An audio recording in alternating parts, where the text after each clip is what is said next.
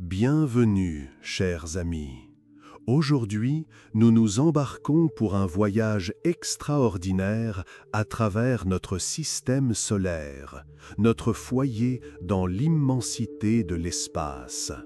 C'est un système unique, dynamique et merveilleux, formé il y a des milliards d'années et qui recèle encore de nombreux mystères. Nous découvrirons comment il est structuré, où il se situe dans l'univers et pourquoi son étude est si cruciale. Préparez-vous à une immersion captivante dans la science et l'histoire.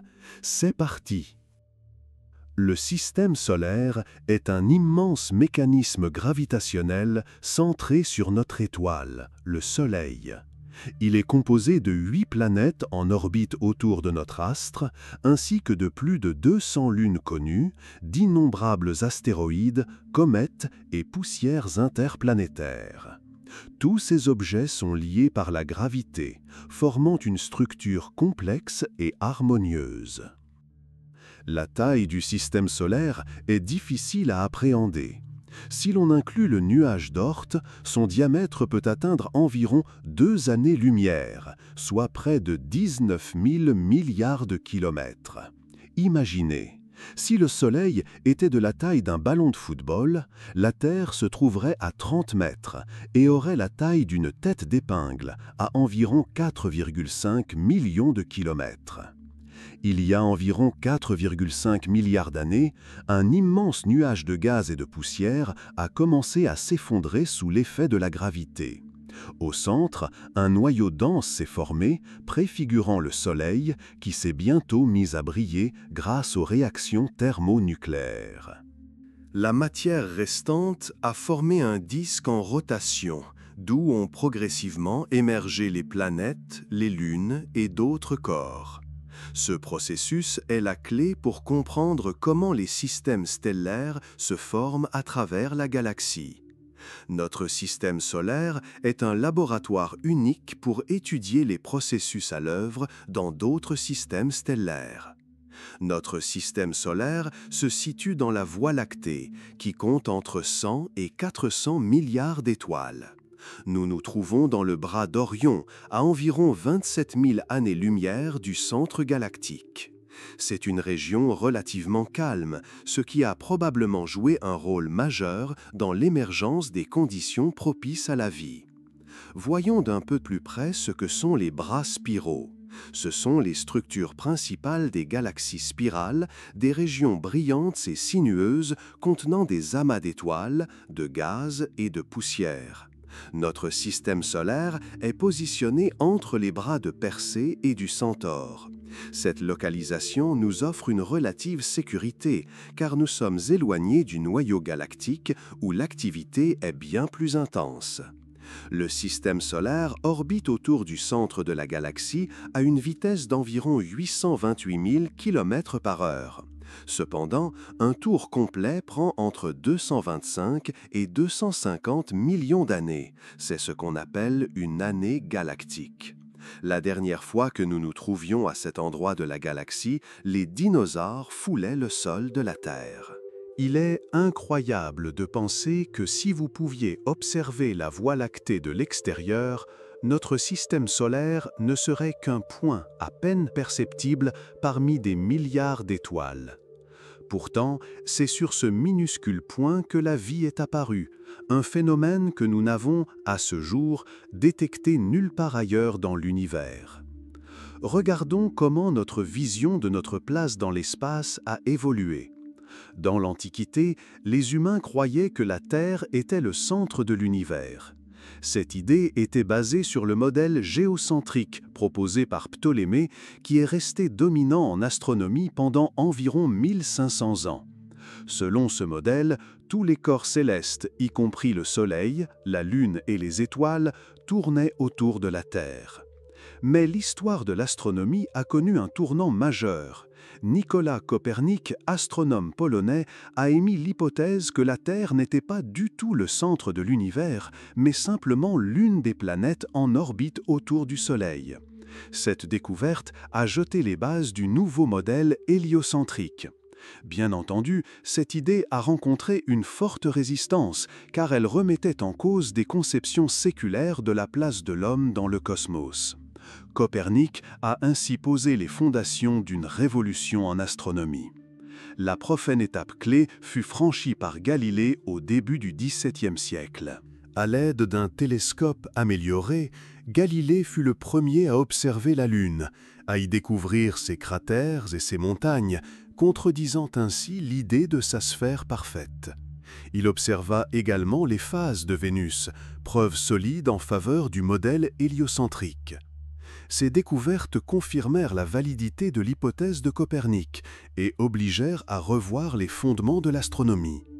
Isaac Newton, à la fin du XVIIe siècle, acheva ce processus. Grâce à ses lois de la gravitation, il expliqua pourquoi les planètes suivaient des orbites autour du Soleil. Newton démontra que la gravité est la force qui maintient tous les corps célestes, de la Lune aux planètes lointaines, sur leurs orbites. Ces travaux devinrent la base de la mécanique classique et permirent de prédire avec une précision accrue le mouvement des planètes. À partir de la fin du XIXe siècle et surtout au XXe siècle, commence l'ère de l'exploration spatiale concrète. En 1969, le programme Apollo a réussi à envoyer un homme sur la Lune. Avec le développement des engins spatiaux et des télescopes, l'humanité a commencé à explorer activement non seulement les planètes voisines, mais aussi les confins de l'univers. Le télescope spatial Hubble, lancé en 1990, a ouvert de nouveaux horizons, fournissant aux astronomes des données d'une précision incroyable sur les étoiles, les galaxies et autres objets célestes. Ainsi, le chemin de la compréhension moderne du cosmos, partant du modèle géocentrique, est passé par des découvertes cruciales et des idées révolutionnaires. Après avoir passé en revue les grandes étapes de l'astronomie et de notre compréhension du cosmos, concentrons-nous sur les planètes les plus proches du Soleil, connues sous le nom de planètes intérieures. Il s'agit de Mercure, Vénus, la Terre et Mars. Elles forment un groupe unique de corps rocheux qui contraste fortement avec les géantes de la partie externe du système solaire. Commençons par la petite mais fascinante planète Mercure. Mercure est la planète la plus proche du Soleil et tout ce qui s'y passe est lié à sa proximité avec notre étoile. Elle se trouve à une distance d'environ 0,39 unités astronomiques, soit un peu moins de la distance entre la Terre et le Soleil. Si une unité astronomique équivaut à environ 150 millions de kilomètres, Mercure est en moyenne situé à seulement 58 millions de kilomètres du Soleil. Cela en fait la première planète de notre système solaire. Mercure est un nain parmi les planètes, son diamètre avoisinant les 4800 km, soit environ 2,5 fois moins que le diamètre de la Terre. Malgré sa petite taille, elle est plus dense que de nombreuses autres planètes, en raison de son grand noyau de fer. Mercure effectue une révolution complète autour du Soleil en 88 jours terrestres. C'est son année, la plus courte de toutes les planètes. Mais son jour, c'est-à-dire une rotation sur elle-même, dure 59 jours terrestres. Cependant, en raison de l'interaction complexe entre sa rotation et son orbite, un jour solaire sur Mercure dure 176 jours terrestres. Ce phénomène inhabituel est lié à sa résonance orbitale rotationnelle. Pour chaque 3 révolutions autour du Soleil, Mercure tourne 2 fois sur son axe. Cette résonance est due au ralentissement dû aux marées. Mercure n'a pas d'atmosphère, ce qui entraîne d'énormes variations de température entre les côtés jour et nuit. Le côté jour atteint 430 degrés Celsius, une température suffisante pour faire fondre le plomb, tandis que le côté nuit, qui ne reçoit aucun rayonnement solaire, descend à moins 180 degrés. Ce contraste thermique est l'un des plus extrêmes du système solaire. Mercure est composé presque entièrement de métal. Son noyau représente 75% de son diamètre total, ce qui le rend disproportionnément grand. Ce noyau est majoritairement constitué de fer et est probablement en partie liquide. C'est lui qui est responsable de la création d'un champ magnétique faible, environ 100 fois moins puissant que celui de la Terre. Néanmoins, même un champ magnétique aussi faible crée une magnétosphère qui interagit avec le vent solaire. Sa couche externe, ou croûte, est très fine, environ 20 km. La surface de Mercure est recouverte de cratères formés par les impacts intenses d'astéroïdes et de météorites au cours des premières années du système solaire. L'un des cratères les plus impressionnants est Caloris, d'un diamètre supérieur à 1500 km. Il est si immense que l'impact qu'il a créé a provoqué des déformations chaotiques du relief de la face opposée de la planète. L'exploration de Mercure a débuté avec la mission Mariner 10 dans les années 1970. Cet engin spatial a transmis les premières images détaillées de sa surface et a révélé l'existence de son champ magnétique. Mais la véritable révolution dans la compréhension de Mercure fut apportée par la mission Messenger, qui s'est mise en orbite autour de la planète dans les années 2000. Elle a recueilli des données sur la composition de la surface, mesuré le champ magnétique et révélé de nombreuses caractéristiques géologiques. Mercure est une fenêtre sur le passé du système solaire. Sa surface est restée pratiquement inchangée pendant des milliards d'années, conservant les traces des premiers processus de formation planétaire. Sa structure et sa dynamique inhabituelle fournissent aux scientifiques des indices pour comprendre les interactions gravitationnelles, l'influence des étoiles sur les planètes proches et les processus de refroidissement des noyaux planétaires. La prochaine planète fascinante à explorer est Vénus, où les conditions sont si extrêmes qu'elle est surnommée la planète infernale. Vénus est la deuxième planète du Soleil et la voisine la plus proche de la Terre. Par sa taille et sa masse, elle est étonnamment similaire à notre planète. On l'appelle souvent la sœur de la Terre, mais la similitude s'arrête aux chiffres. Vénus est un véritable enfer cosmique, dominé par une chaleur insupportable, des nuages acides et une pression atmosphérique capable d'écraser tout engin terrestre en quelques minutes. Mais derrière cet environnement extrême se cache une histoire qui pourrait nous révéler le destin potentiel de la Terre si l'équilibre de notre planète venait à être rompu. Le diamètre de Vénus est d'environ 12 000 km, soit seulement 5% de moins que celui de la Terre.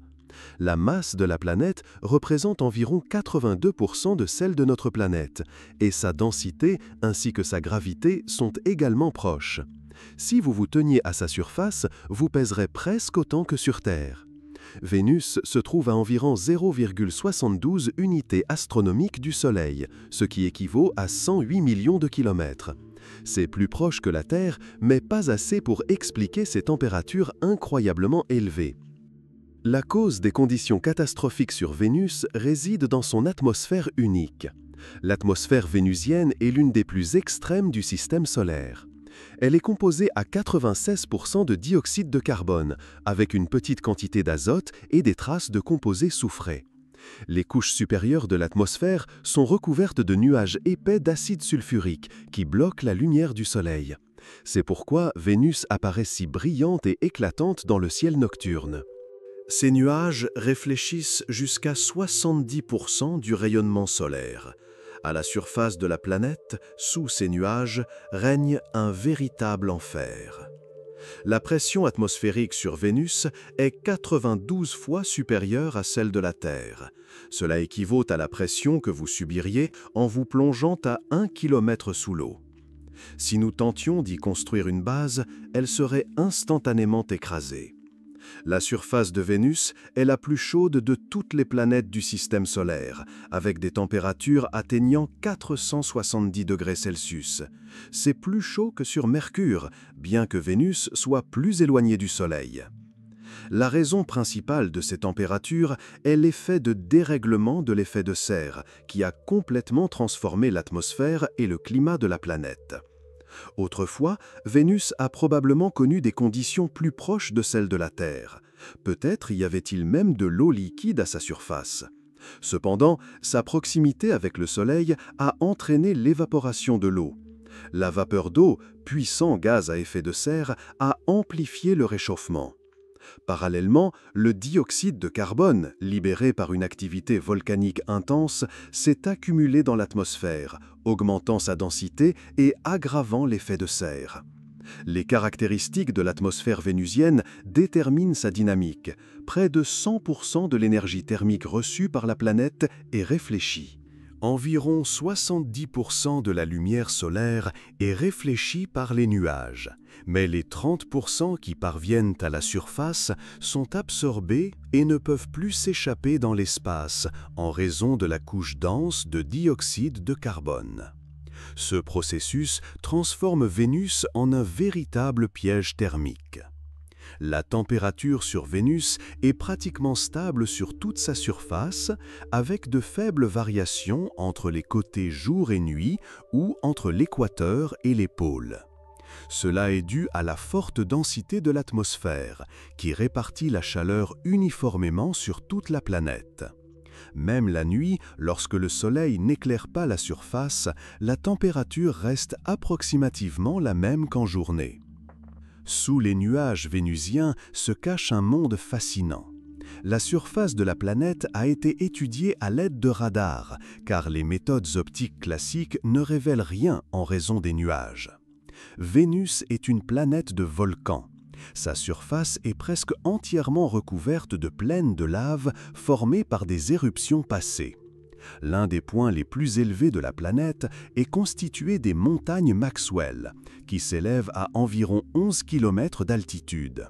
C'est plus haut que le mont Everest sur Terre. Mais la majeure partie de la surface de Vénus est plate et parsemée de formations géologiques étranges, comme les coronailles, d'immenses structures circulaires formées par l'activité magmatique. Ces coronailles sont les traces de processus tectoniques puissants qui se sont produits il y a des milliards d'années. Malgré la présence de volcans et de lave, Vénus ne montre pas de signes clairs de mouvement des plaques tectoniques comme la Terre.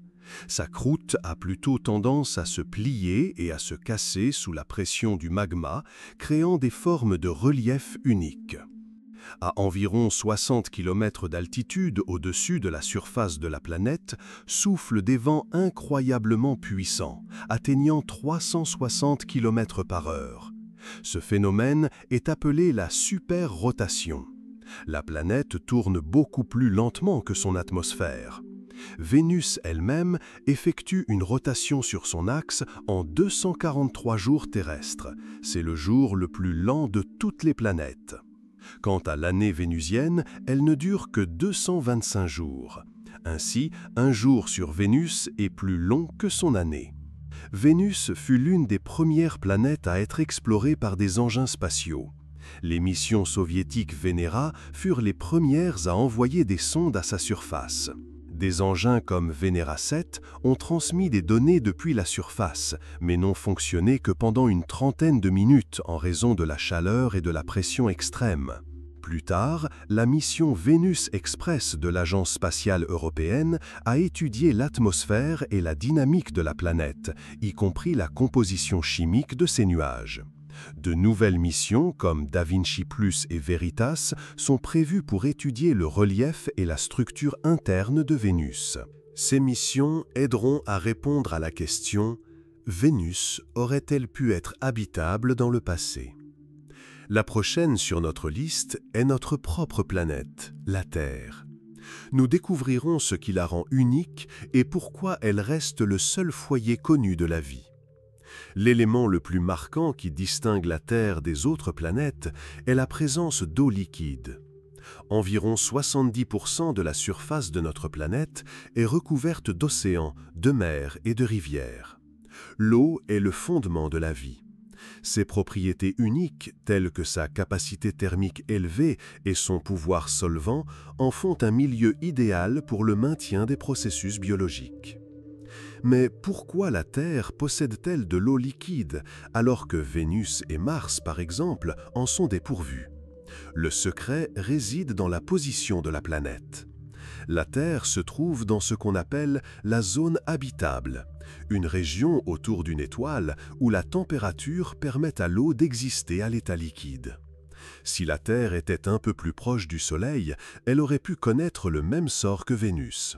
Et si elle était plus éloignée, elle serait devenue un désert glacial comme Mars. La magnétosphère, le champ magnétique qui protège notre planète du vent solaire et des radiations cosmiques, est également d'une importance capitale. La magnétosphère est créée par le mouvement du noyau de fer liquide à l'intérieur de la Terre et agit comme un bouclier invisible. Sans elle, le vent solaire aurait pu éroder notre atmosphère, comme ce fut le cas pour Mars. Rappelons ce qu'est le vent solaire. C'est un flux de particules chargées constamment émis par le Soleil. Ces particules proviennent de sa couche externe très chaude, appelée couronne, et se déplacent à des vitesses allant jusqu'à 800 km par seconde, se propageant dans tout le système solaire. Le vent solaire interagit avec les planètes, provoquant divers phénomènes. Par exemple, sur Terre, il crée les aurores boréales et interagit avec la magnétosphère, nous protégeant de son influence destructrice. La Terre est une planète dynamique et sa surface change constamment grâce à la tectonique des plaques. La croûte terrestre est divisée en plusieurs plaques tectoniques majeures et mineures qui flottent sur une couche liquide du manteau terrestre. Ces plaques se déplacent, entrent en collision, s'écartent et se chevauchent, créant des montagnes, des fosses océaniques et des séismes. La tectonique des plaques joue un rôle clé dans le cycle des matériaux de la planète. Par exemple, le dioxyde de carbone libéré par les volcans contribue à maintenir l'effet de serre nécessaire pour conserver la chaleur. De plus, le mouvement des plaques favorise le renouvellement de la croûte terrestre, ce qui maintient la stabilité à long terme de la planète. Les volcans, outre leur pouvoir destructeur, fournissent de nouveaux matériaux à la surface de la Terre. Ils émettent des gaz, comme le dioxyde de carbone et la vapeur d'eau, qui influencent le climat, et des minéraux qui enrichissent les sols. L'atmosphère terrestre est une autre caractéristique unique. Sa composition est idéale pour le maintien de la vie.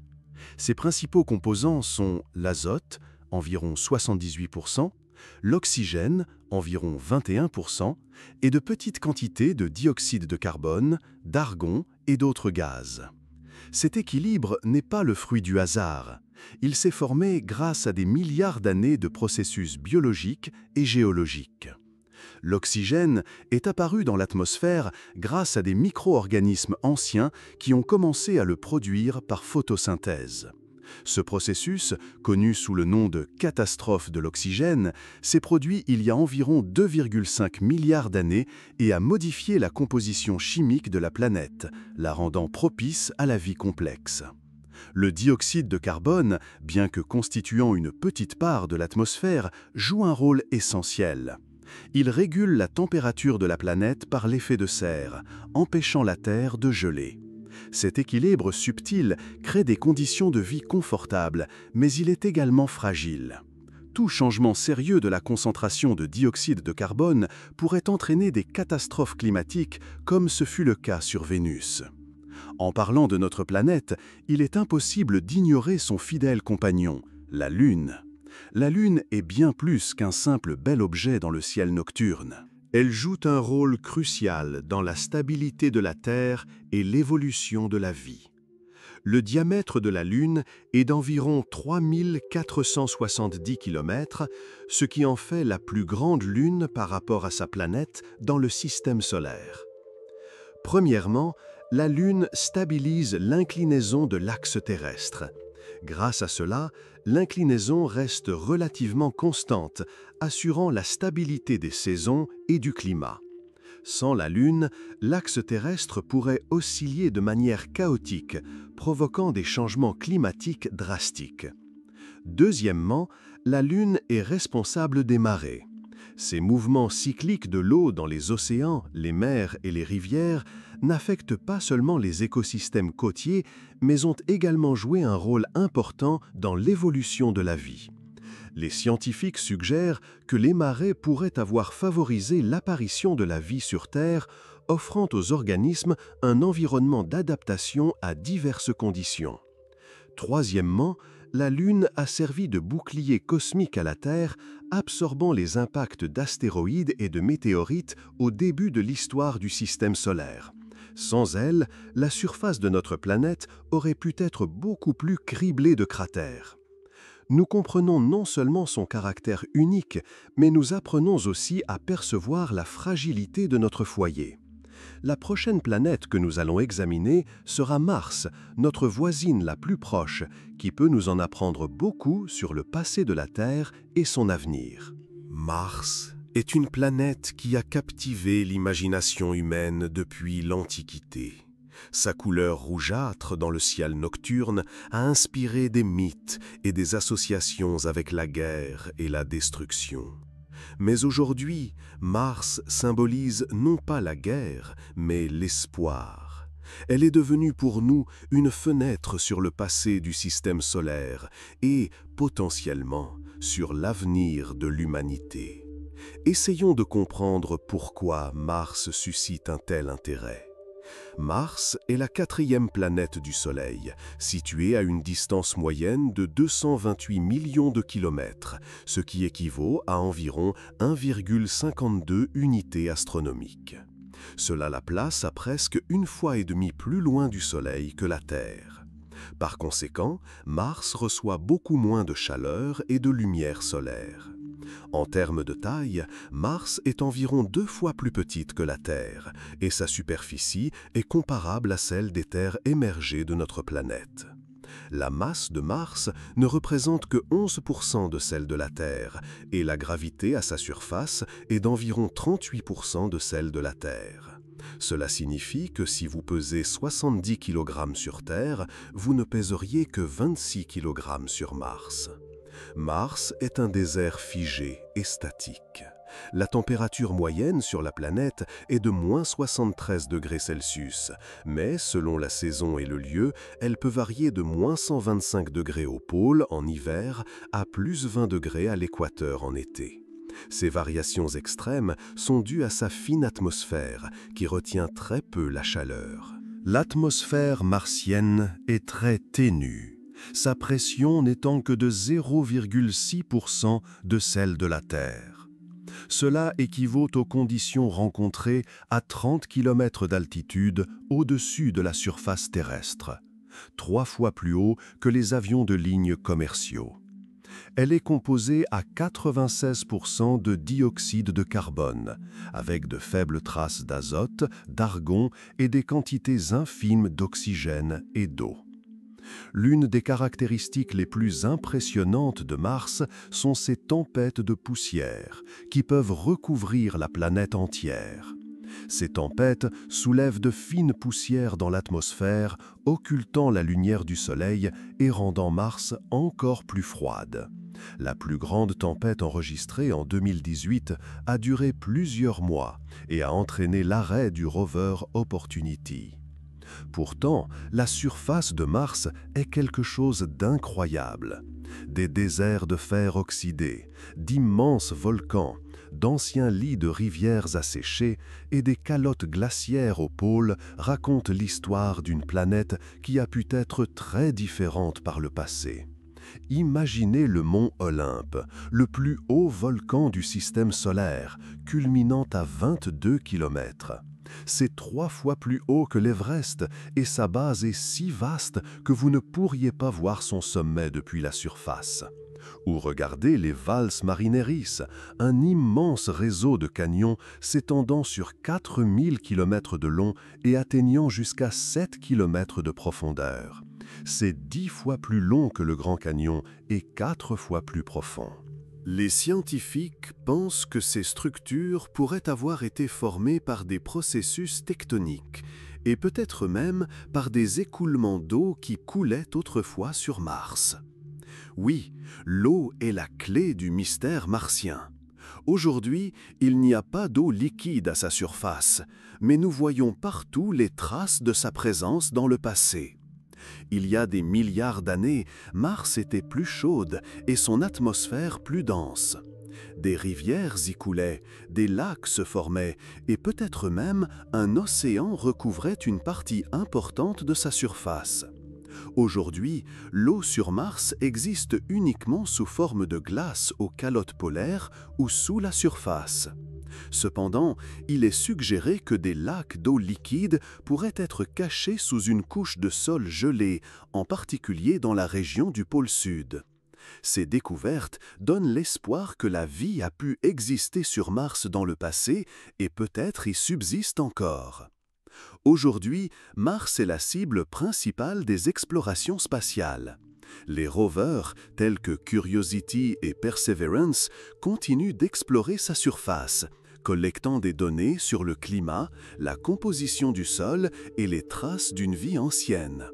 Curiosity, opérationnelle depuis 2012, a confirmé que Mars était autrefois habitable, tandis que Perseverance, arrivé en 2020, étudie le cratère Jezero, lieu d'un ancien lac et d'un delta fluvial où la vie microbienne aurait pu prospérer.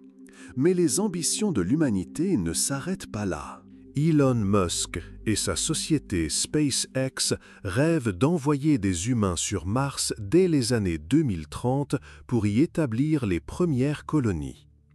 Notre prochaine étape sera Jupiter, le roi des planètes, qui nous fera découvrir un monde cosmique radicalement différent. Le voyage à travers le système solaire continue et nous quittons désormais la zone des planètes rocheuses pour nous diriger vers le règne des géantes. Entre Mars et Jupiter s'étend la ceinture d'astéroïdes, une région remplie de millions d'objets rocheux et métalliques qui n'ont jamais réussi à s'assembler pour former une planète complète. Les scientifiques pensent que la gravité de Jupiter, l'objet le plus massif de notre système après le Soleil, en a empêché la formation. Et c'est Jupiter qui nous accueille en premier, la planète la plus massive et la plus énigmatique du système solaire. Elle est si grande qu'elle pourrait contenir plus de 1300 planètes Terre à l'intérieur. Son influence s'étend bien au-delà de son orbite. Ce colosse gazeux ne contrôle pas seulement le mouvement de ses lunes, mais agit également comme un bouclier cosmique attirant les astéroïdes et les comètes qui pourraient menacer la Terre. Jupiter est un monde d'orages, d'ouragans dévastateurs, de pressions et de magnétisme monstrueux s'étendant sur des millions de kilomètres. On ne peut l'imaginer sans sa grande tache rouge éternelle, des aurores polaires incroyables et 4 plus grandes lunes, chacune pouvant elle-même être considérée comme une planète distincte. Sa masse est plus de 318 fois celle de la Terre. Mais si elle continuait d'accumuler de la matière, elle ne deviendrait pas plus grande. À un certain moment, sous l'effet de la pression, elle commencerait à se densifier, se transformant en une sphère de plus en plus compacte. Sa gravité est 2,5 fois plus forte que celle de la Terre. Ainsi, si un humain se retrouvait miraculeusement à la surface de Jupiter, il pèserait 2,5 fois plus. Bien sûr, il ne serait pas possible de se tenir à sa surface. Elle n'existe tout simplement pas. Jupiter est composé principalement d'hydrogène et d'hélium, un peu comme le Soleil. Dans ces nuages extérieurs commence un voyage à travers des couches de gaz de plus en plus denses. D'abord, une atmosphère remplie de tourbillons d'ammoniac et de méthane, avec des ouragans s'étendant à tel point que l'hydrogène devient liquide, puis métallique, se transformant en une substance que l'on ne peut obtenir sur Terre qu'en laboratoire, sous des pressions monstrueuses. C'est un océan d'hydrogène métallique de dizaines de milliers de kilomètres de profondeur, qui se comporte comme un métal et conduit l'électricité. C'est là que naît le champ magnétique incroyablement puissant de Jupiter, qui s'étend sur des millions de kilomètres autour de lui. Que trouve-t-on encore plus profondément? Peut-être un petit noyau rocheux de la taille de la Terre, mais les scientifiques débattent encore. Il est tout à fait possible qu'en raison de la pression colossale, ce noyau se soit déjà partiellement dissous dans l'hydrogène liquide. Jupiter ne serait pas Jupiter sans son atmosphère turbulente, striée de bandes caractéristiques. Ces zones claires et sombres sont le résultat de vents puissants soufflant en directions opposées à des vitesses allant jusqu'à 600 km/h. Toute l'atmosphère de la planète est un océan de gaz bouillonnant où des tourbillons constants créent des motifs étranges. Les éclairs sont des milliers de fois plus brillants que sur Terre et la pression dans les couches inférieures comprime le gaz jusqu'à l'état liquide. Et bien sûr, il ne faut pas oublier la grande tache rouge, cet ouragan géant, un véritable vétéran parmi les tempêtes. Il fait rage depuis au moins 350 ans. Le diamètre de cet ouragan est aujourd'hui d'environ 16 000 km, soit plusieurs fois la taille de la Terre, et il est même plus petit qu'auparavant. La tache diminue lentement. Les scientifiques ne savent pas encore si elle disparaîtra un jour, mais cette tempête reste l'un des phénomènes les plus impressionnants du système solaire. Le champ magnétique de Jupiter est le plus puissant de toutes les planètes, 20 000 fois plus fort que celui de la Terre. Il crée une magnétosphère géante, qui est si vaste que, si elle était visible, elle occuperait sur le ciel plus d'espace que la Lune. Jupiter est un véritable enfer radiatif. Des flux de particules chargées y sévissent et la radiation dans ses environs est mortelle même pour les engins spatiaux les plus protégés. C'est pourquoi des missions comme Juno sont obligées d'effectuer des manœuvres complexes pour éviter les zones les plus dangereuses. Jupiter ne se résume pas au géant gazeux lui-même, mais aussi à ses lunes. Il en compte plus de 80, mais les plus célèbres sont les 4 lunes galiléennes, Io, Europe, Ganymède et Callisto. Chacune d'elles est un monde à part entière, avec sa propre histoire et ses caractéristiques uniques. Io est un enfer volcanique. C'est le corps le plus actif géologiquement du système solaire. Des volcans y crachent du soufre, recouvrant la surface de la Lune et la rendant jaune vif. Sa structure interne est réchauffée par l'attraction gravitationnelle entre Jupiter et les autres lunes. Europe est un monde sous la glace. Sa surface est recouverte d'une croûte de glace de plusieurs kilomètres d'épaisseur, mais sous celle-ci se cache un océan d'eau liquide. Et pas n'importe quel océan, son volume est supérieur à celui de tous les océans de la Terre réunis. Des fissures sont visibles à la surface, provoquées par les forces de marée de Jupiter et des jets d'eau dans l'espace. S'il existe de la vie quelque part dans le système solaire, autre que sur Terre, Europe est l'un des principaux candidats. Mais Ganymède n'est pas moins fascinant, le roi des lunes. Il est plus grand que la planète Mercure et est la seule lune du système solaire à posséder son propre champ magnétique. Sa surface est recouverte de glace et de vieux cratères, et il pourrait abriter un océan sous sa surface. Callisto est un monde ancien et couvert de cratères. C'est l'un des objets les plus anciens du système solaire, dont la surface est restée pratiquement inchangée pendant des milliards d'années. Comme Ganymède, un océan caché pourrait se trouver sous sa croûte de glace. Jupiter fut la première planète à être étudiée de près dans les années 70. Elle a été survolée par Pioneer 10 et les sondes Voyager, mais les études les plus détaillées ont été menées par Galileo dans les années 90 et par la mission actuelle Juno. L'exploration future de Jupiter promet d'être encore plus passionnante. Dans les années 2030, la mission JUICE se rendra vers Ganymède, Europe et Callisto pour déterminer si la vie peut exister dans leurs océans. Jupiter est sans aucun doute le roi des planètes, mais son voisin Saturne n'en est pas moins étonnant.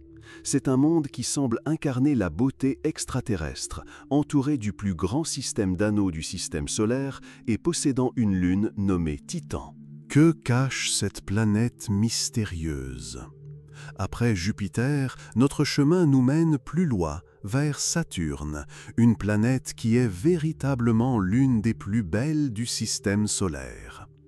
Si Jupiter peut être qualifié de roi des planètes par sa taille et sa puissance, Saturne est son noble cousin, entouré du plus magnifique système d'anneaux qui la rend unique en son genre. Saturne est la deuxième plus grande planète du système solaire. Son diamètre est de 120 536 km, soit plus de 9 fois le diamètre de la Terre. Cependant, malgré ses dimensions colossales, Saturne est la planète la moins dense de toutes.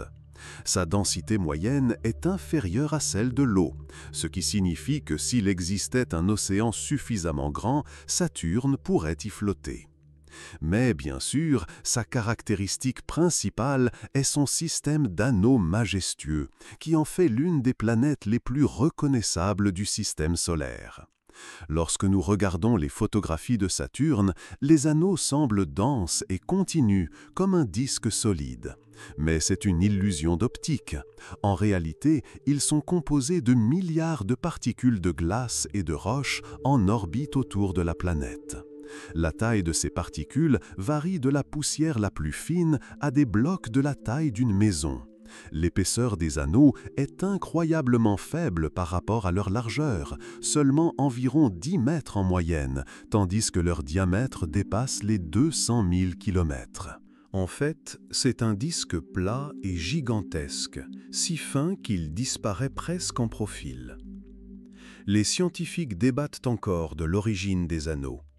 Il existe plusieurs hypothèses. Il pourrait s'agir des restes d'une lune détruite qui s'est trop approchée de Saturne et a été déchirée par sa gravité, ou du matériau qui n'a tout simplement pas pu s'agréger en une lune complète en raison de l'influence gravitationnelle de la planète elle-même. Il existe des formations intéressantes dans les anneaux, comme la division de Cassini, une énorme faille d'environ 4800 km de large séparant l'anneau en deux parties.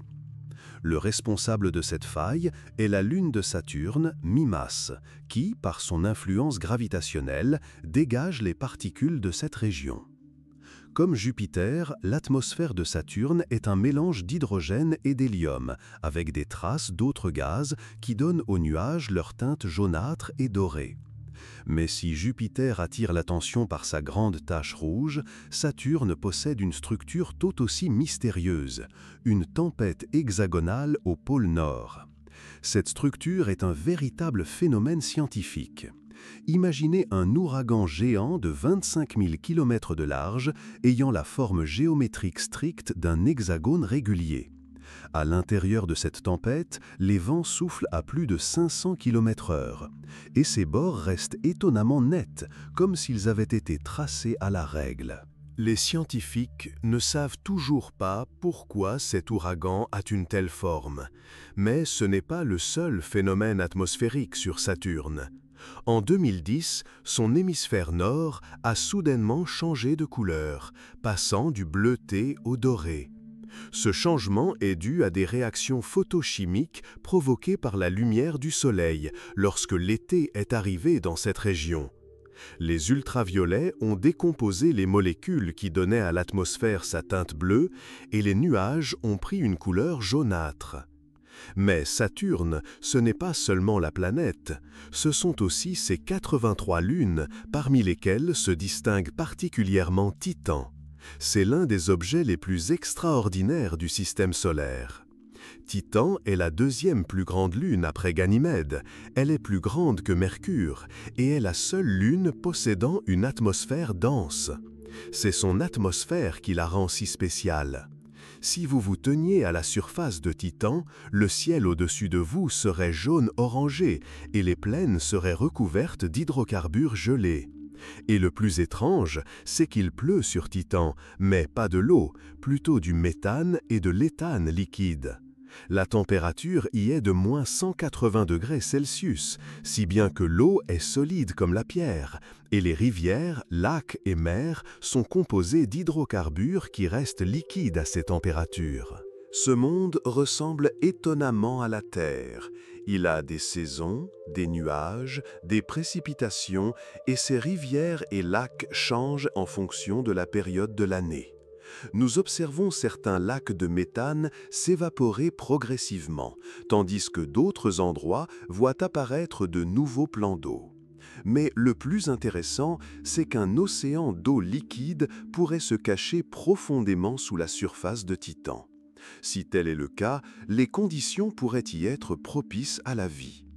Si Titan attire l'attention par son atmosphère dense, une autre lune de Saturne, Encelade, impressionne par ses geysers. Encelade est un petit monde. Son diamètre n'est que de 500 km, mais il s'est avéré incroyablement actif. L'engin spatial Cassini a découvert que des jets d'eau sont éjectés de l'espace depuis le pôle sud d'Encelade, formant des nuages entiers. Ces geysers sont si puissants que leurs particules ont formé l'un des anneaux de Saturne. Sous la surface d'Encelade se cache un océan d'eau liquide, et sa composition révèle la présence de molécules organiques et de traces de réactions chimiques qui pourraient être une source d'énergie pour la vie. Cela fait d'Encelade, au même titre qu'Europe, l'un des principaux candidats pour la recherche de vie extraterrestre dans le système solaire. Les études les plus détaillées de Saturne et de ses lunes ont été menées par la mission Cassini-Huygens. Cette sonde a été lancée dans les années 1990 et a passé 13 ans dans le système de Saturne, transmettant des milliers d'images et des données scientifiques uniques. La sonde Huygens, détachée de Cassini, a atterri sur Titan, devenant le premier engin à se poser sur la surface d'une lune d'une autre planète. Elle a transmis des images d'une brume orange, de plaines rocheuses et de traces d'anciennes rivières. Et en 2017, Cassini a achevé sa mission en plongeant dans l'atmosphère de Saturne, transmettant des données jusqu'au dernier moment. Saturne est le dernier des géants gazeux, mais elle est suivie par Uranus et Neptune, des mondes glacés qui recèlent autant, sinon plus, de mystères.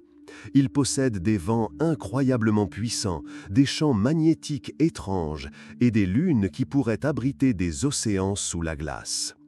Après notre exploration des domaines de Saturne, notre chemin continue dans les profondeurs du système solaire, là où commence le monde des géants de glace. Uranus est la 7e planète du Soleil, et bien que ses dimensions soient inférieures à celles de Jupiter et Saturne, cette planète surprend par son caractère unique. Elle semble enfreindre toutes les règles. Bleue, mystérieuse, tournant sur le côté, entourée d'anneaux et de lunes au relief étonnant. Son atmosphère froide et rude cache des secrets encore mal compris. Comme Jupiter et Saturne, Uranus est un géant gazeux, mais elle présente une différence importante. Si les deux mondes les plus grands de notre système sont principalement composés d'hydrogène et d'hélium, Uranus et sa voisine Neptune appartiennent à une catégorie différente, les géantes de glace. Qu'est-ce que cela signifie ? En réalité, la composition d'Uranus inclut beaucoup plus d'éléments lourds, comme l'eau, l'ammoniac et le méthane, au lieu de l'hydrogène métallique chaud comme chez Jupiter. Dans les profondeurs d'Uranus s'étend une immense couche de glace formée de ces substances.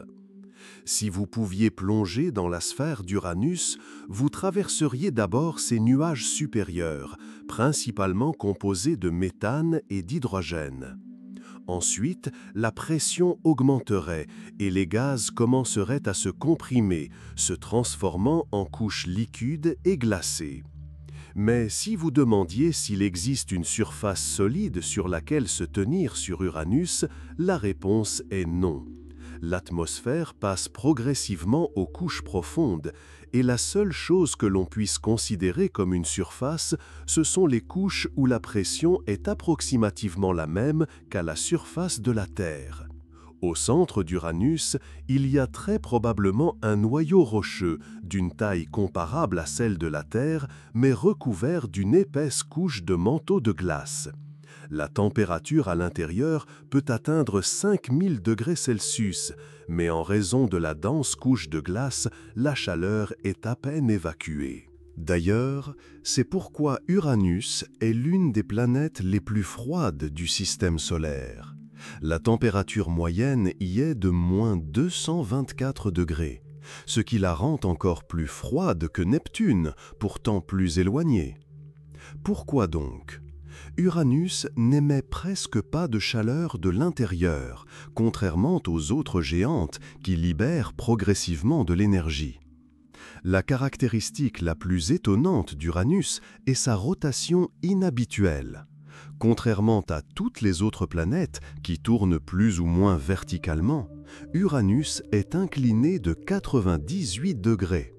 Cela signifie qu'elle roule littéralement sur son orbite, et ses pôles font tantôt face directement au Soleil, tantôt plongent dans l'obscurité totale. Cela rend le changement des saisons sur Uranus le plus extrême du système solaire. Si sur Terre, l'hiver et l'été s'alternent tous les 6 mois, sur Uranus, un pôle fait face au Soleil pendant 42 années consécutives, puis s'ensuit 42 années de nuit. Comment cela est-il arrivé ? Les scientifiques pensent qu'à un stade précoce de sa formation, Uranus a été percuté par un objet immense, peut-être une planète de la taille de la Terre.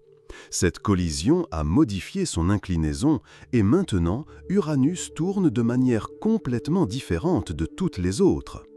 Bien qu'Uranus apparaisse comme une boule bleue paisible, son atmosphère est en réalité extrêmement dynamique. Elle est composée principalement d'hydrogène, d'hélium et de 2% de méthane.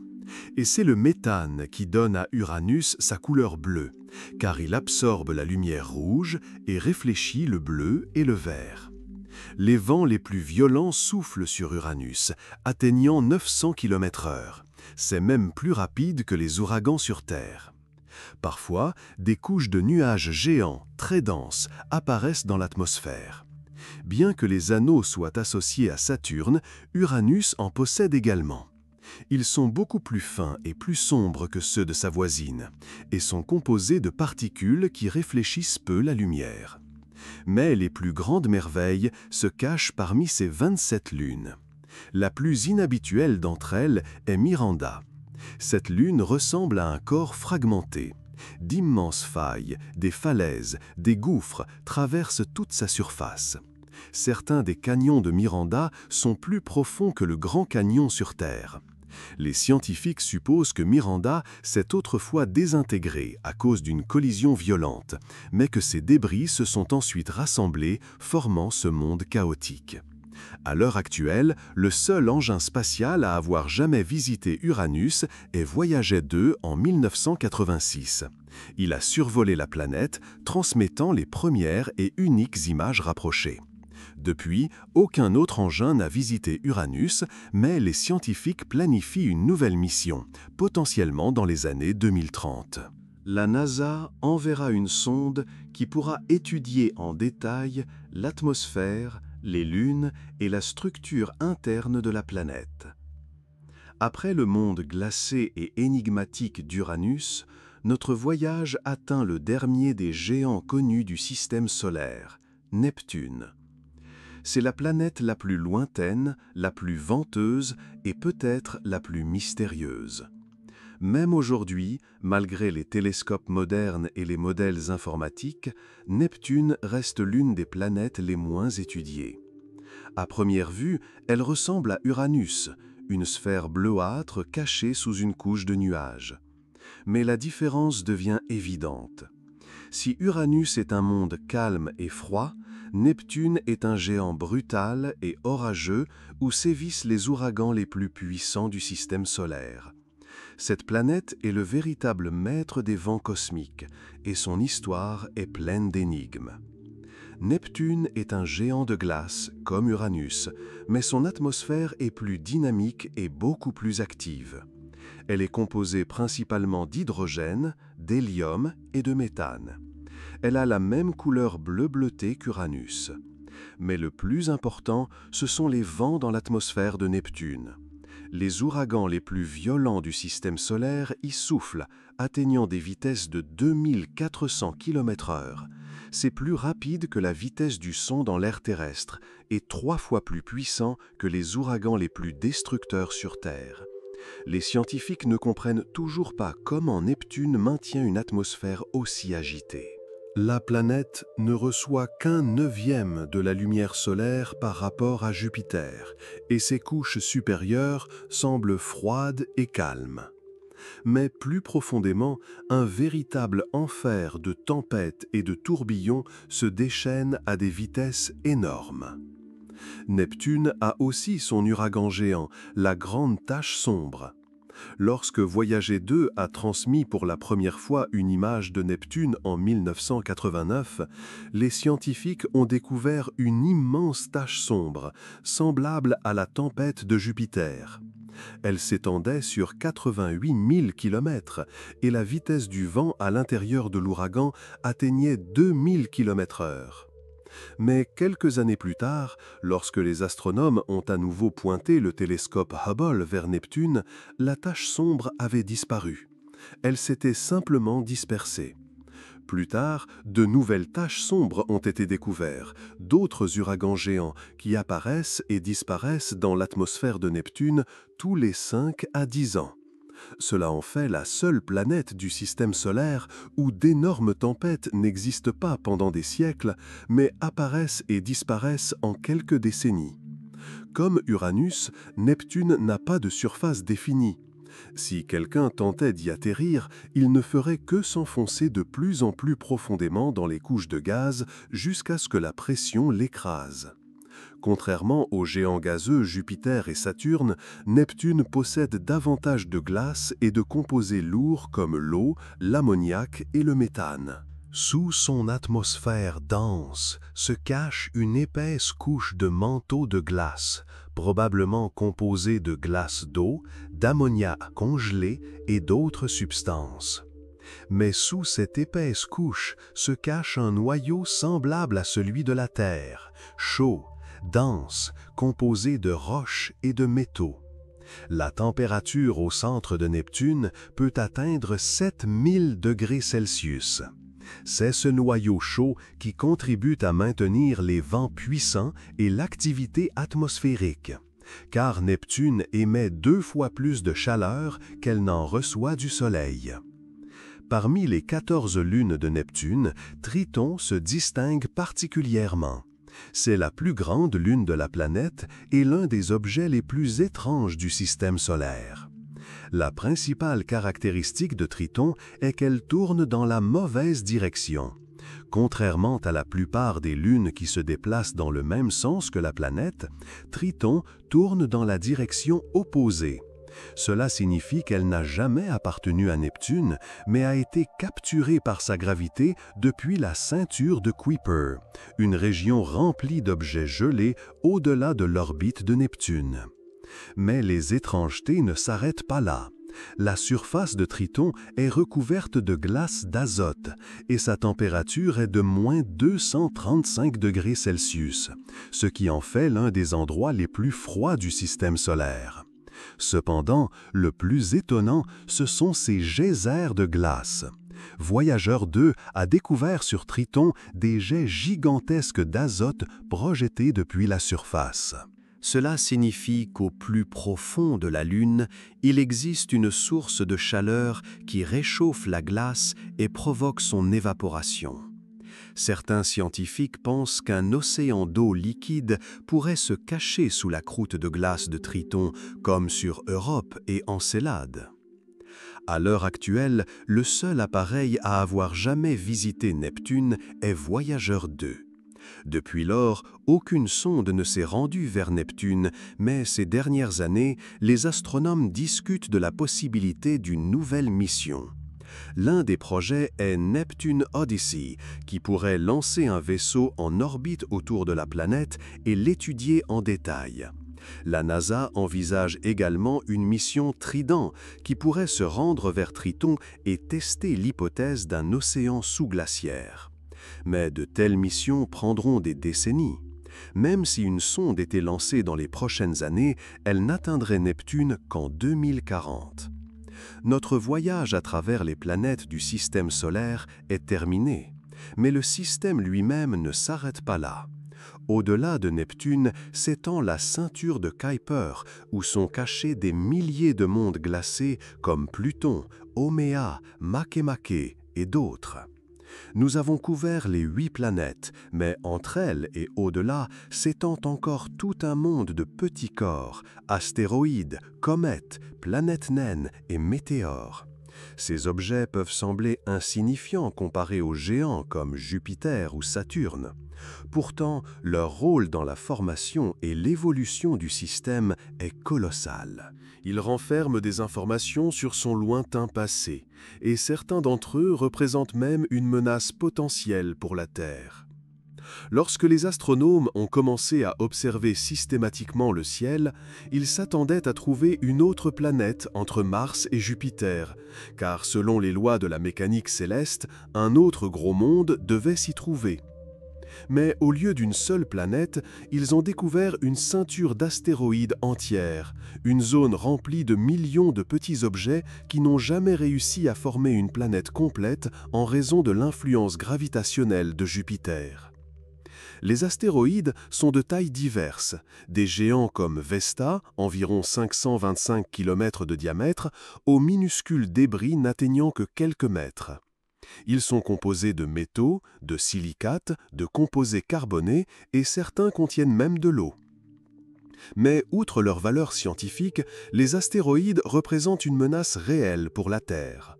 Nous savons qu'il y a 66 millions d'années, l'un d'eux est tombé sur notre planète, provoquant l'extinction des dinosaures. Aujourd'hui, les astronomes surveillent attentivement les astéroïdes potentiellement dangereux, susceptibles de croiser l'orbite terrestre. Les plus gros sont encore sûrs, mais les petits objets peuvent représenter une menace. C'est pourquoi la NASA et d'autres agences spatiales développent des méthodes de protection, y compris des missions comme DART qui a réussi à modifier l'orbite d'un petit astéroïde en 2022. Longtemps, Pluton a été considéré comme la 9e planète du système solaire. Mais en 2006, les astronomes ont modifié sa classification, la reléguant au rang de planète naine. Cela a déclenché de vives controverses, car pour beaucoup, Pluton restait une planète à part entière. Mais pourquoi a-t-elle été déclassée? La raison est qu'elle ne domine pas son orbite. D'autres objets, comme Haumea, Makemake et Eris, se trouvent autour d'elle et peuvent également prétendre au titre de planète. Ils sont tous situés dans la ceinture de Kuiper, une vaste région au-delà de Neptune remplie de corps glacés. Mais, malgré cela, Pluton reste un objet très intéressant dans le système solaire. Elle possède 5 lunes, la plus grande étant Charon, si grande par rapport à Pluton qu'elles forment un système double, orbitant autour d'un centre de masse commun. Sa surface est recouverte de plaines de glace et de cryovolcanisme similaires à ce que l'on observe sur Terre. Lorsque la sonde New Horizons a survolé Pluton en 2015, elle a transmis des images qui ont stupéfié les scientifiques. Ce petit monde s'est avéré beaucoup plus complexe et actif que prévu. Si les astéroïdes sont principalement composés de roches et de métal, les comètes sont des boules de neige sales, composées de glace et de poussière. Et lorsqu'elles s'approchent du Soleil, elles commencent à fondre, formant une queue. Cette queue est toujours dirigée dans la direction opposée au Soleil, car elle est formée par le vent solaire qui emporte les matériaux évaporés.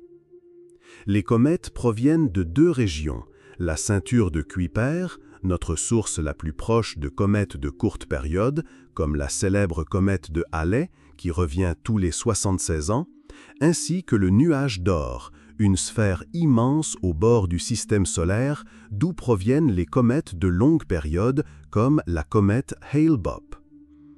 Les comètes ont joué un rôle clé dans l'histoire de la Terre. Certains scientifiques pensent que c'est elles qui ont apporté l'eau sur notre planète et peut-être même les molécules organiques nécessaires à la vie. Qu'en est-il des météorites? Ce sont de petits fragments d'astéroïdes ou de comètes qui tombent sur Terre. La plupart d'entre eux brusent dans l'atmosphère, créant le bel effet d'étoiles filantes, mais certains atteignent la surface. Le plus récent et le plus connu est le météore de Tcheliabinsk, qui est entré dans l'atmosphère en 2013, provoquant une onde de choc qui a brisé des milliers de fenêtres dans la ville. Notre voyage à travers les planètes du système solaire est terminé, mais le système lui-même ne s'arrête pas là. Au-delà de Neptune s'étend la ceinture de Kuiper, où sont cachés des milliers de mondes glacés, comme Pluton, Ouméa, Makemake et d'autres. Nous avons couvert les 8 planètes, mais entre elles et au-delà s'étend encore tout un monde de petits corps, astéroïdes, comètes, planètes naines et météores. Ces objets peuvent sembler insignifiants comparés aux géants comme Jupiter ou Saturne. Pourtant, leur rôle dans la formation et l'évolution du système est colossal. Ils renferment des informations sur son lointain passé, et certains d'entre eux représentent même une menace potentielle pour la Terre. Lorsque les astronomes ont commencé à observer systématiquement le ciel, ils s'attendaient à trouver une autre planète entre Mars et Jupiter, car selon les lois de la mécanique céleste, un autre gros monde devait s'y trouver. Mais au lieu d'une seule planète, ils ont découvert une ceinture d'astéroïdes entière, une zone remplie de millions de petits objets qui n'ont jamais réussi à former une planète complète en raison de l'influence gravitationnelle de Jupiter. Les astéroïdes sont de tailles diverses, des géants comme Vesta, environ 525 km de diamètre, aux minuscules débris n'atteignant que quelques mètres. Ils sont composés de métaux, de silicates, de composés carbonés et certains contiennent même de l'eau. Mais outre leur valeur scientifique, les astéroïdes représentent une menace réelle pour la Terre. Nous savons qu'il y a 66 millions d'années, l'un d'eux est tombé sur notre planète, provoquant l'extinction des dinosaures. Aujourd'hui, les astronomes surveillent attentivement les astéroïdes potentiellement dangereux susceptibles de croiser l'orbite terrestre. Les plus gros sont encore sûrs, mais les petits objets peuvent représenter une menace. C'est pourquoi la NASA et d'autres agences spatiales développent des méthodes de protection, y compris des missions comme DART, qui a réussi à modifier l'orbite d'un petit astéroïde en 2022. Longtemps, Pluton a été considéré comme la 9e planète du système solaire, mais en 2006, les astronomes ont modifié sa classification, la reléguant au rang de planète naine. Cela a déclenché de vives controverses, car pour beaucoup, Pluton restait une planète à part entière. Mais pourquoi a-t-elle été déclassée ? La raison est qu'elle ne domine pas son orbite. D'autres objets comme Ouméa, Makemake et Eris se trouvent autour d'elle et peuvent également prétendre au titre de planète. Ils sont tous situés dans la ceinture de Kuiper, une vaste région au-delà de Neptune remplie de corps glacés. Mais malgré cela, Pluton reste un objet très intéressant dans le système solaire. Elle possède 5 lunes, la plus grande étant Charon, si grande par rapport à Pluton qu'elle forme un système double orbitant autour d'un centre de masse commun. Sa surface est recouverte de plaines de glace et de cryovolcanisme, similaire à ce que l'on observe sur Terre. Lorsque la sonde New Horizons a survolé Pluton en 2015, elle a transmis des images qui ont stupéfié les scientifiques. Ce petit monde s'est avéré beaucoup plus complexe et actif que prévu. Si les astéroïdes sont principalement composés de roches et de métal, les comètes sont des boules de neige sales, composées de glace et de poussière. Et lorsqu'elles s'approchent du Soleil, elles commencent à fondre, formant une queue. Cette queue est toujours dirigée dans la direction opposée au Soleil car elle est formée par le vent solaire qui emporte les matériaux évaporés. Les comètes proviennent de 2 régions, la ceinture de Kuiper, notre source la plus proche de comètes de courte période, comme la célèbre comète de Halley qui revient tous les 76 ans, ainsi que le nuage d'Oort, une sphère immense au bord du système solaire d'où proviennent les comètes de longue période comme la comète Hale-Bopp. Les comètes ont joué un rôle clé dans l'histoire de la Terre. Certains scientifiques pensent que c'est elles qui ont apporté l'eau sur notre planète, et peut-être même les molécules organiques nécessaires à la vie. Qu'en est-il des météorites? Ce sont de petits fragments d'astéroïdes ou de comètes qui tombent sur Terre. La plupart d'entre eux brûlent dans l'atmosphère, créant le bel effet d'étoiles filantes, mais certains atteignent la surface. Le plus récent et le plus connu est le météore de Tcheliabinsk, qui est entré dans l'atmosphère en 2013, provoquant une onde de choc qui a brisé des milliers de fenêtres dans la ville. Notre voyage à travers les planètes du système solaire est terminé, mais le système lui-même ne s'arrête pas là. Tout ce que nous avons vu, de la minuscule Mercure à la gigantesque Neptune, n'existe que grâce à un seul objet. Sans lui, il n'y aurait pas de chaleur, pas de lumière, pas d'orbite ni de vie. C'est le Soleil, notre source d'énergie stellaire, autour de laquelle tout le système orbite. Le Soleil est une étoile. Ce n'est pas juste une boule chaude, mais un monde complexe et dynamique où se déroulent des réactions nucléaires qui génèrent une quantité d'énergie colossale. Il est tellement énorme que sa masse représente 99,86% de la masse totale du système solaire. Cela signifie que toutes les planètes, lunes, astéroïdes et comètes réunies pèsent moins que la centième partie du Soleil. Mais qu'est-ce que cette étoile gigantesque représente? Quel processus s'y déroule? Et comment influence-t-elle notre planète et tout le système? Voyons cela de plus près. Le Soleil nous apparaît comme une sphère radieuse continue, mais en réalité, il est composé de plusieurs couches, chacune jouant un rôle dans la génération de l'énergie et sa diffusion.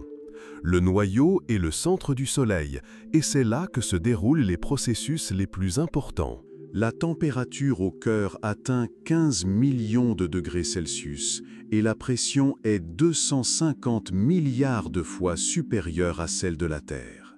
C'est dans ces conditions infernales que se produit la fusion thermonucléaire, un processus par lequel les atomes d'hydrogène fusionnent pour former de l'hélium, libérant une quantité d'énergie colossale. La zone radiative est la couche suivante, où l'énergie produite dans le noyau se déplace lentement vers l'extérieur. Contrairement au noyau, où tout bout et bouillonne, ici règne le calme.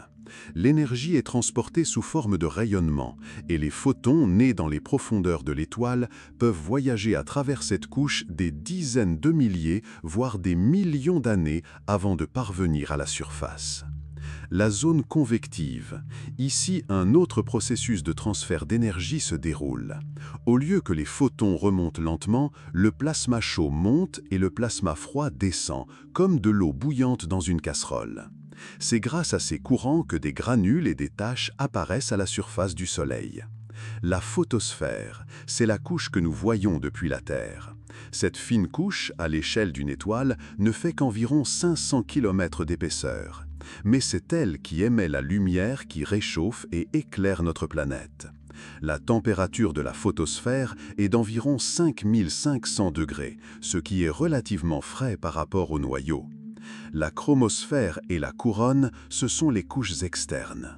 La couronne est un immense nuage de plasma incandescent qui s'étend sur des millions de kilomètres dans l'espace. Le Soleil est une étoile active et vivante où des phénomènes puissants se produisent constamment, influençant tout le système solaire. Grâce à la fusion thermonucléaire dans son noyau, des milliards de tonnes d'hydrogène sont transformées en hélium chaque seconde, libérant une énergie équivalente à l'explosion d'1 milliard de bombes à hydrogène par seconde. C'est ce processus qui rend le Soleil stable et lui permet de briller depuis 4,5 milliards d'années. Mais le Soleil n'est pas toujours calme. Parfois, de puissantes éruptions d'énergie se produisent à sa surface, comparables à des explosions gigantesques. Ces éruptions projettent une quantité énorme de particules chargées dans l'espace, et si elles sont dirigées vers la Terre, elles peuvent provoquer des tempêtes magnétiques. Un phénomène encore plus puissant est l'éjection de masse coronale. Ce sont des éjections colossales de milliards de tonnes de plasma qui se précipitent dans l'espace interplanétaire à des vitesses de centaines de kilomètres par seconde. Si une telle éjection frappe la Terre, elle peut affecter notre technologie, provoquant des pannes dans les communications satellitaires et les réseaux électriques. Malgré l'immense distance qui le sépare des planètes externes, l'influence du Soleil se fait sentir dans tout le système. Les principaux mécanismes de cette influence sont la gravité, le rayonnement et le vent solaire. La gravité du Soleil maintient toutes les planètes sur leurs orbites. Si elles disparaissaient, toutes les planètes s'envoleraient instantanément dans l'espace. C'est grâce à sa gravité que notre système est resté stable pendant des milliards d'années. Le rayonnement solaire fournit à la Terre chaleur et lumière, soutenant la vie. Sans ce rayonnement, la surface de notre planète gèlerait et l'atmosphère se transformerait en une couche glaciale et inerte. Le vent solaire est un flux de particules chargées émises par le Soleil. Il se propage du Soleil dans toutes les directions, il influence l'atmosphère des planètes, interagit avec les champs magnétiques et crée les aurores polaires. La frontière la plus lointaine de l'influence solaire est l'héliopause, où le vent solaire rencontre le milieu interstellaire. C'est là, à 20 milliards de kilomètres du Soleil, que son règne prend fin et que commence l'espace infini. Le Soleil est né il y a 4,5 milliards d'années et brillera encore pendant autant de temps. Mais il n'est pas éternel. Dans 5 milliards d'années, il commencera à se dilater, se transformant en géante rouge. Ses couches externes s'étendront, absorbant d'abord Mercure, puis Vénus, peut-être même la Terre. Et après quelques centaines de millions d'années supplémentaires, il éjectera ses couches externes, laissant derrière lui une naine blanche, une étoile petite mais très dense. Mais il reste encore des milliards d'années avant cela, et pour l'instant, le Soleil restera notre principale source de vie et d'énergie, sans quoi notre système ne pourrait exister. Nous avons commencé notre voyage à travers le système solaire en étudiant les planètes. Mais il est maintenant clair, tout dans notre système est lié à tout le reste. C'est un système étonnant, complexe et dynamique, où chaque planète, lune et même les comètes les plus lointaines sont liées par les fils invisibles de la gravité, du rayonnement et de l'énergie de notre étoile. Je vous remercie de m'avoir accompagné dans ce vol captivant à travers notre système stellaire. J'espère que cette conférence vous a permis d'apprendre quelque chose de nouveau, de découvrir des faits étonnants et de regarder le cosmos avec émerveillement. Si vous avez apprécié ce voyage, n'oubliez pas de partager vos impressions, de poser des questions et de continuer à explorer l'univers. Le cosmos est infini, ce qui signifie que de nombreuses découvertes nous attendent encore.